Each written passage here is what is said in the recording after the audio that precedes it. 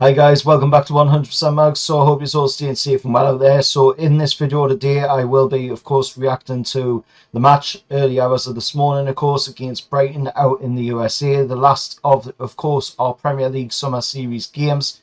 And of course, I will also be talking about in this video the recent news circulated around and come out, of course, that Maxi has completed his move to Al Ahly in Saudi Arabia.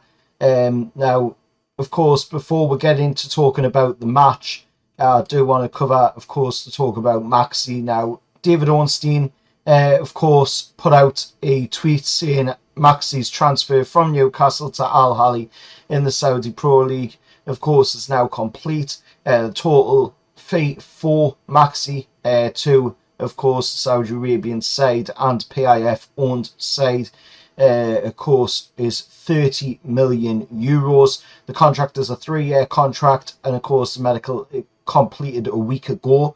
All documents are now signed, and of course, we've seen Maxi come out and make a statement about, of course, the move away, and it's quite a long statement. It's quite an emotional statement, obviously, because he's been at the club for 4 years, so as everybody should know, you grow attached to the club, and it's quite easily to grow attached to us Newcastle United fans because we're a very friendly bunch of people. And of course, Maxi is just really taken to Newcastle. He's done a lot for the community whilst he was here in them 4 years as well, and he's done a lot out there on the pitch as well for during the very dark times of the club under the previous ownership. And of course, this statement, as you can see up on screen, I don't want to read it out, of course, because it's quite an emotional statement. I've already welled up quite a few times about this statement already.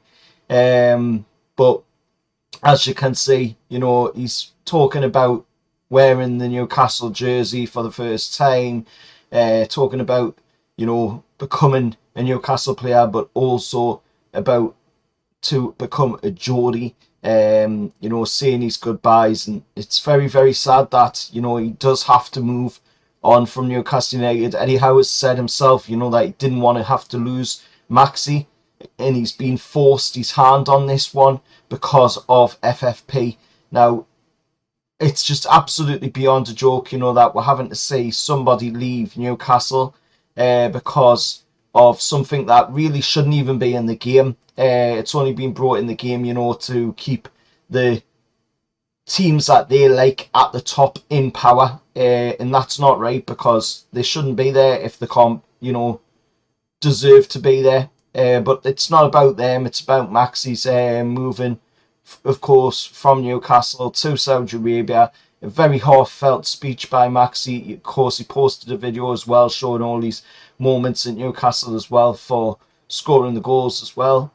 And he will be missed at Newcastle. That there's no point in saying he won't be, because he will be missed at Newcastle. But it is one of them cases, what we've been talking about since the owners came in. There would be moves that we weren't quite with, but we're going to have to get behind if we want to go to places that, we want to go to, which is winning, Champions League trophies, Premier League trophies, and of course being a team out there being the best in the world. A very, very heartfelt speech by Maxi. So best of luck to Maxi out there in Saudi Arabia. He will be going to a PIF-owned team, of course, so it will kind of soften the blow in the fact that that he is going to be loved out there by the Saudi Arabian fans as well, because there will be quite a few out there that already support Newcastle United. So he will be going to somewhere where he will be loved, so that is a nice thing to know. And of course, it does kind of soften the blow a little bit. And then we've got to move on and see what we can do, because we've got a lot ahead of we moving forward. As you can tell, it's quite hard to talk about this one. It really is, because I really loved Maxi as a player, and unfortunately, we've been forced to hand on this one, and it's kind of unfair, saying that. Maxi worked so hard during the dark times. He should be allowed to play Champions League football. But at the end of the day, if it's for the better, Newcastle to progress forward, then I'm all for it. But it is going to be a bit of a tough one to take. I'm sure even more so for the younger fans in the fan base who only know, the excitement that Maxi brought to the team.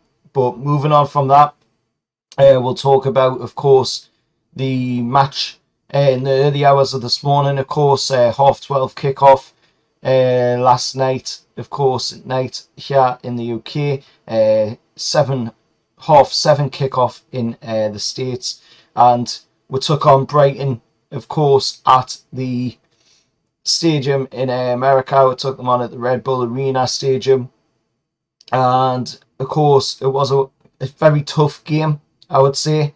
Brighton put up a good test against we put up a good test against them as well. Unfortunately, during this entire summer series, we haven't been able to see with full first team play. So it's always been drips and drabs of players here and there. It's always been a mix of first teamers and youngsters. So we haven't quite yet gotten to see with full first team play. I'm sure we will see that in the Sailor Cup. Of course, it's St James's Park. But that game against Brighton, I feel, was a really good test to show, where we were at, where Brighton are at, of course, as well. Brighton opened the scoring in the game through Danny Welbeck. It was a pretty lacklustre moment in the game that allowed Brighton to be able to get that goal. Paul Dummett just not aware of his surroundings. And of course, I don't know what he was doing. He went with his right boot instead of his left boot. He's a natural left footer. So why did he go with his right boot on it? If he had went with the left, I'm sure he would have cleared it away. But he went with the right, and it just went past him. Danny Welbeck found an open goal just to put it away and open scoring in the game. Then, of course, Brighton just started wasting time right, left and centre with substitute after substitute. We had one substitute on the 59th minute, which was Ashby going off for Lewis Miley to come on. And then, of course, we're seeing more substitutes by Brighton to waste a bit more time. Of course, then Van Heck got a yellow card for what should have been, a red card, because he should have picked up a yellow card in the first half of the game. And if he had have, then that yellow card there would have meant that he would have been given a red. But at the end of the day, it's a friendly. We'll move on from that. Then, of course, we'll see Brighton make even more subs once again. Nicky Pope picking up a yellow card on the 74th minute for what I would class as game management. At the end of the day, the ball went. Nicky Pope kicked the ball out of play.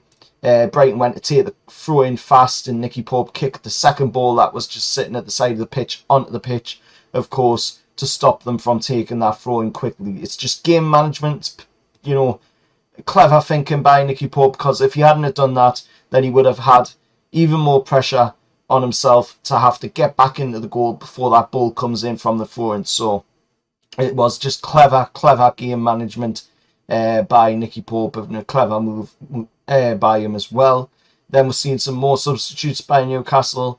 We're seeing some subs by Brighton, and then of course some more subs with Turner, Cook and Richie. Richie going off for Turner, Cook. Jamal Lascelles going off for Savage. And then of course we've seen Newcastle equalise in the game. Elliot Anderson, 86th minute. And what a goal it was. Absolutely brilliant goal by Elliot Anderson as well.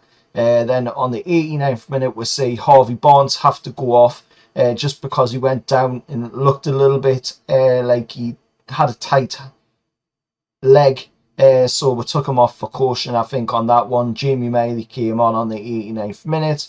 Then Jacob Murphy pulled off an absolutely sensational pass on the 92nd minute of the game through to Elliot Anderson. Elliot Anderson just using all his strength, all his speed, breaking into the box, holding the man off and putting the ball into the back of the net to see Newcastle win the game late in the game.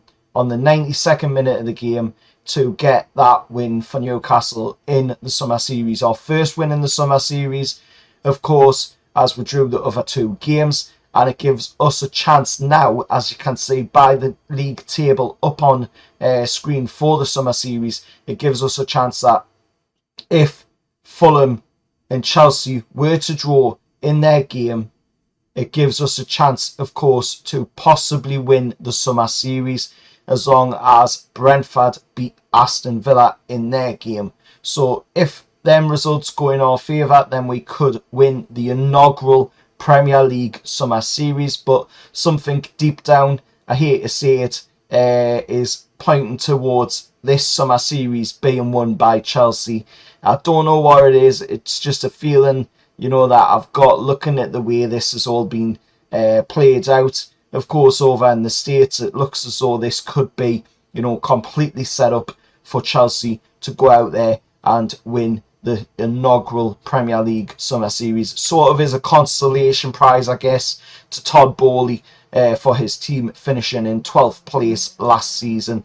But I think that is something along the lines of what is going on with that.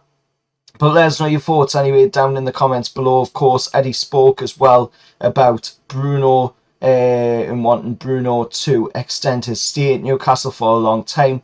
As talks remain ongoing over a new deal, according to what Sky Sports have said about what Eddie Howe said in the press conference. And we have seen it, you know, Bruno is in talks right now with Newcastle to extend his contract with the club, and of course he wants to extend his contract because he loves being a Newcastle United player, and who wouldn't want to be, you know, at the end of the day, with the way we are, the atmosphere around the club, the way we're going, you know, where we're going as well, you know, who wouldn't want to be a part of this right now?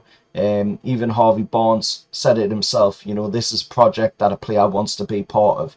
So moving on, of course, to the next game, which of course will be the game in the Seller Cup, which will be a preview up on the channel when we get a little bit closer to that. I will also be doing a Premier League predictions table for the season as well. That'll be coming up on the channel, so keep an eye out for that in the coming days. I'm also going to be putting out a video talking about, of course, the fan zone as well on the channel. That'll be coming out in the coming days as well, so keep an eye out. Make sure to hit that notification bell and turn on all notifications so you don't miss any of these videos coming up on the channel. And if you do want to support the channel, of course, in other means other than just hitting the like and subscribing to the channel, then I do have a membership where you can pay £1.99 a month. You get some perks on that, of course, of a shout out once a month on the channel. You also get priority replies to your comments down in the comments below, as long as you're a member. And if you don't want to take that route to, you know, show a little bit extra support to the channel, then you can hit the super thanks down below. All donations are welcome and none of them are taken for granted. Until next time, I'll see you all in the next one, and however lads.